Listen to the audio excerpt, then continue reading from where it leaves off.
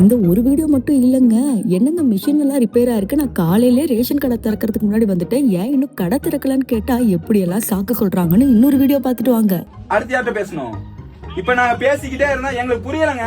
நாங்க டைரக்டா கான்டாக்ட் பண்ண முடியறது உங்க கிட்ட தான். இல்ல அப்படின்னா நாங்க முதலமைச்சர்கிட்ட பேச முடியும் அப்படின்னா எதுக்கு நீங்க இருக்கீங்க? சொல்லல. அப்ப உங்ககிட்ட தானே கேட்க முடியும். நான் கேட்கறதுக்கு எனக்கு பதில் சொல்லுங்க. உங்களுக்கான வேலையை எங்களை 70 பேர்த்த வெளியே நிப்பாட்டி தான் நீங்க செய்வீங்களான்றதுதான் என்னோட கேள்வி. புரியுதா உங்களுக்கு? அவசியம் இல்ல. அப்ப நீங்க என்ன பண்ணும்? இப்ப அதை கேன்சல் பண்ணிட்டு எனக்கு பொங்கலுக்கு நாளைக்கான பொருளை கொடுங்க. இல்ல நான் அப்புறம் ரேஷன் கடை கொடுக்குறேன், பில்ல போடுங்க. என்னெல்லாம் பொருள் கொடுப்பேன்னு உங்களுக்கு கரெக்டா தெரியும். அதுக்கான பொருளை நான் வாங்கிட்டு கிளம்பிக்கிட்டே இருக்கேன். 2 கிலோ எவ்வளவு தருவீங்க? அவ்வளவு பொறுப்பு. நான் சாயந்தரம் பில்ல போடுறேங்க. நான் நிக்க முடியாதுங்க, எனக்கு வேலை இருக்குங்க. அது நான் நிக்க.